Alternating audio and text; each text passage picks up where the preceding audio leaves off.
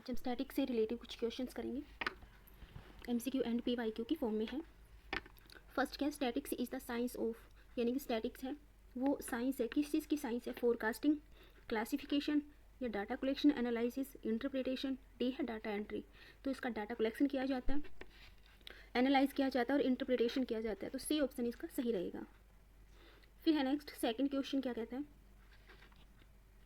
Which of the following is not a measure of central tendency, यानी कि central tendency के अंदर, केंद्रीय प्रवृत्ति के अंदर जो इसका मेजरमेंट है वो कौन सा नहीं आता? मीन नहीं आता, मीडियन नहीं आता, मोड नहीं आता या फिर स्टैंडर्ड डेविएशन नहीं आता। तो इसमें से कौन सा नहीं आता सेंट्रल टेंडेंसी के अंदर?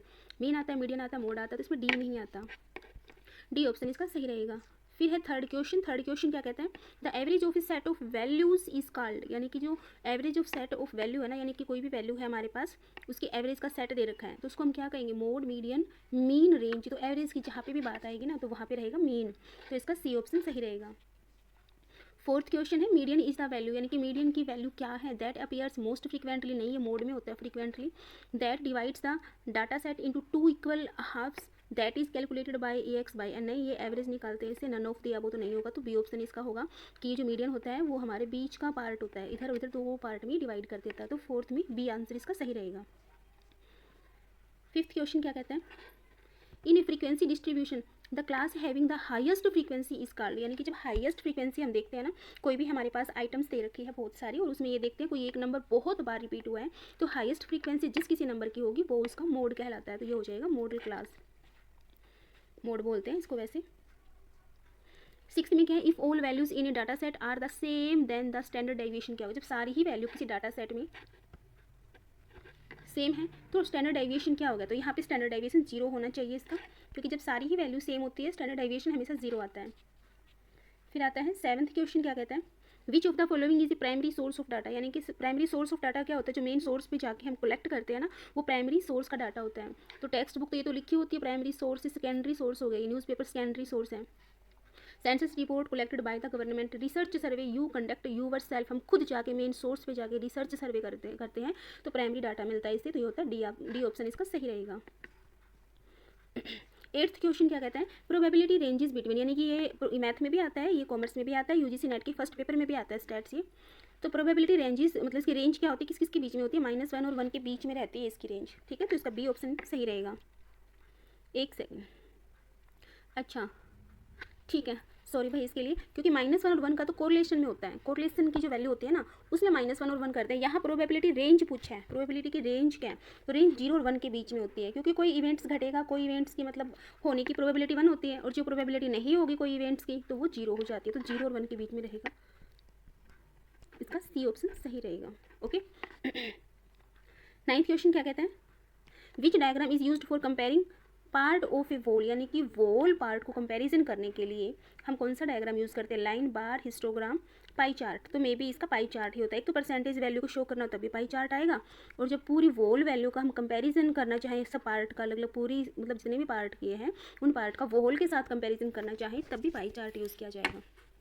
दो चीज़ बताइए, एक तो परसेंटेज के लिए भी हम पाई चार्ट यूज़ करते हैं, एक पूरा वॉल का पार्ट के साथ यदि हमें कुछ इसका कंपेरिजन करना हो तो भी हम पाई चार्ट का यूज़ करते हैं। 10th क्वेश्चन क्या है, the sum of deviation of items from mean is always, यानी कि जो डेविएशन का सम होता है ना फ्रॉम मीन से हम डेविएशन निकालते हैं, फिर उनका सम करते हैं, तो वो ऑलवेज किसके इक्वल होता है? मिनिमम होता है, 0 होता है, 1 होता है, मैक्सिमम होता है। तो यहाँ रहेगा उसका 0 आंसर। ये तो कई बार रिपीट हुआ है ये बड़ा क्वेश्चन, मैंने कई एग्जाम में देखा है इस क्वेश्चन को, तो ये 0 आंसर रहेगा। वैसे ही इंपॉर्टेंट मार्क कर लेना इसको। फिर आता है 11th क्वेश्चन। 11th क्वेश्चन क्या है, which of the following is a quantitative variables, यानी कि इसमें से कौन सा मात्रात्मक वेरिएबल है? तो जेंडर है, रिलीजन है, हाइट है, आई कलर है। तो इसमें हाइट को हम नंबर में मेजरमेंट करते हैं, तो सी ऑप्शन इसका सही रहेगा। जेंडर को तो हम ये बताते हैं कि मेल है कि फीमेल है, यहाँ नंबर की कहाँ बात होगी, क्योंकि यहाँ पे क्वांटिटी को पूछा है ना, क्वांटिटी हमारे नंबर में होता है, तो जेंडर नहीं होगा। बी रिलीजन धर्म बताया जाता है, इसमें ये नहीं होगा। आई कलर में कलर बताया जाता है आइस का, तो यहाँ नंबर में कहाँ आ जाएगा? तो सी ऑप्शन इसका सही रहेगा। 12th में क्या है, in a symmetrical distribution the values of a mean, in a symmetrical distribution the values of mean, median and mode are equal होती है हमेशा। जब भी सिमेट्रिकल डिस्ट्रीब्यूशन बोले ना ये, तो इनकी सबकी वैल्यू मीन, मीडियन, मोड तीनों की वैल्यू इक्वल होती है। तो बी ऑप्शन इसका सही रहेगा। 13 क्या है, which measure of dispersion is based on all the observation. जो डिस्पर्सन होता है ना वो मेजरमेंट करते हैं तो ऑल ऑब्जर्वेशन पर डिपेंड होता है, तो क्या होता है वो, range, quartile deviation, mean deviation, standard deviation. तो यहाँ रहेगा हमारा स्टैंडर्ड डेविएशन। स्टैंडर्ड डेविएशन हमारी ऑल वैल्यू पर डिपेंड करता है। 14th क्वेश्चन है, which of the following diagram is most suitable for showing time series data, यानी कि टाइम सीरीज डाटा को शो करने के लिए, टाइम सीरीज डाटा को शो करने के लिए जो मोस्ट सुटेबल डायग्राम है वो कौन सा है। टाइम सीरीज की बात कर रही है तो bar diagram, histogram, line graph, pie chart. तो यहाँ पे क्या रहेगा, लाइन ग्राफ। लाइन ग्राफ होता है ना वो टाइम सीरीज को डिनोट करता है, ठीक है।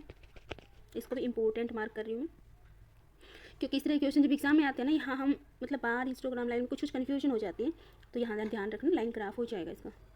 15th क्या है, which one is not a type of average, इसमें से कौन सा एवरेज का टाइप नहीं है। तो अर्थमेटिक मीन जियोमेट्रिक होता है, हार्मोनिक भी होता है, डिस्पर्शन नहीं होता, तो डी ऑप्शन इसका आंसर हो जाएगा।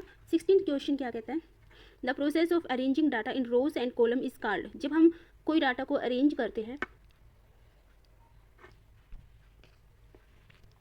यानी कि ये लगा लो कि किसी भी डाटा को अरेंज करते वक्त जो प्रोसेस करते हैं उसमें रो और कॉलम को हम क्या कहते हैं, टेबुलेशन, एडिटिंग, एनालिसिस या क्लासिफिकेशन। तो यहाँ पे बी ऑप्शन इसका सही रहेगा, टेबुलेशन होता है ये। The geometric mean of 4 and 16, geometric mean बताना है। जियोमेट्रिक मीन में हम क्या करते हैं, इसका हमारे पास 4 और 16 का क्या रहेगा, इसका रहेगा 8, ठीक है। इसका फॉर्मूला होता है जियोमेट्रिक मीन का, ऐसे करके इन दोनों की मल्टीप्लाई करके 16 लिख लिया, मतलब जो भी वैल्यू दे रखे उसका अंडर करना होता है, तो जियोमेट्रिक मीन आ जाएगा हमारा 16 चौकी 64 हो गया, और 64 का निकल के आता है 8, तो इसका 8 मतलब 8 ही इसका आंसर है, बी रहेगा इसका आंसर। नीचे करके भी दिखा रखा है इन्होंने। फिर है the difference between the highest and the lowest value in a data set is called, यानी कि the difference between highest and low, ये ध्यान रखना, जब भी हमारे पास हाईएस्ट और लोवेस्ट की वैल्यू का मतलब उनका डिफरेंस निकालना तो रेंज में यूज़ करते हैं, हमेशा याद रखना, तो रेंज इसका आंसर रह जाएगा।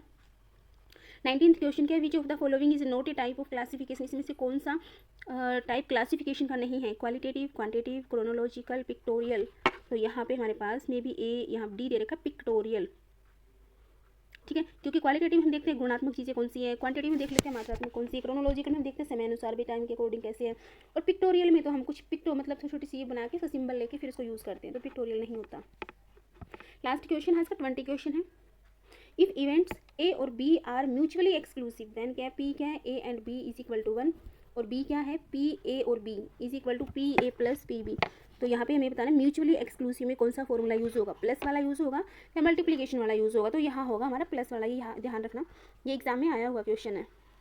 तो ए और B are mutually exclusive question कब होगा, जब इनमें प्लस का सिंबल दे रखा हो ऐसे, तो ये म्यूचुअली एक्सक्लूसिव हो जाएगा, ठीक है। मल्टीपल में होता है वो होता है इंडिपेंडेंट के लिए यूज़ करते हैं इसको, सी वाले को।